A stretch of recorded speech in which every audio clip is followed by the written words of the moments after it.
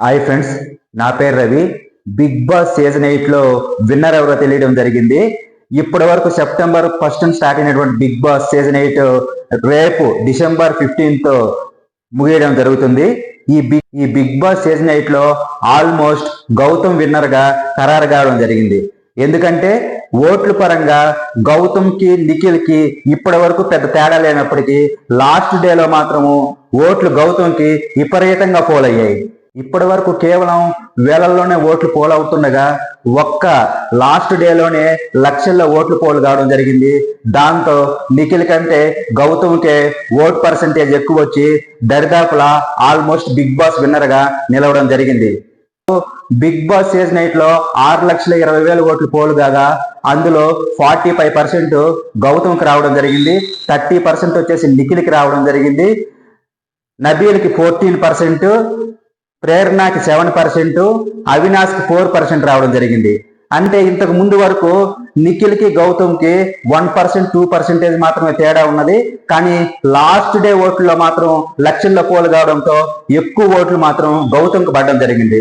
దాంతో 15% లీడ్ కి గౌతమ్ వెళ్ళడం జరిగింది నిఖిల్ తో పోలిస్తే. ఆ ఓట్ల ఆధారంగా నేను బిగ్ బాస్ విన్నర్ అయితే గౌతమ్ అని చెప్తున్నాను.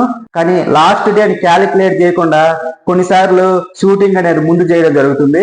కానీ క్యాలిక్యులేషన్ చేయకుండా కానీ ఉంటే మాత్రం దరిదాపులా గౌతమ్ కి నిఖిల్ కి మాత్రం ఓట్లలో పెద్ద పర్సంటేజ్ అనేది తేడా ఉండదు. సెప్టెంబర్ 1 స్టార్ట్ అయినటువంటి బిగ్ బాస్ సీజన్ 8 డిసెంబర్ 15 రేపటితో ముగియడం జరుగుతుంది. రేపు బిగ్ బాస్ సీజన్ 8 విన్నర్ ఎవడో తెలియడం జరుగుతుంది. కానీ దరిదాపులా బిగ్ బాస్ సీజన్ 8 విన్నర్ గా గౌతమ్ ఖరారు కావడం జరిగింది.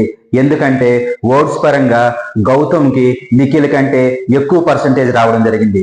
ఇప్పటి వరకు గౌతమ్ కి నిఖిల్ కి ఓట్ పర్సంటేజ్ లో పెద్దగా తేడా లేనప్పటికీ లాస్ట్ డేలో మాత్రము లక్షల్లో ఓట్లు పోలు కావడంతో గౌతమ్ కి నిఖిల్ కంటే ఎక్కువ ఓట్ పర్సంటేజ్ వచ్చి విన్నర్ గా నిలవడం జరిగింది.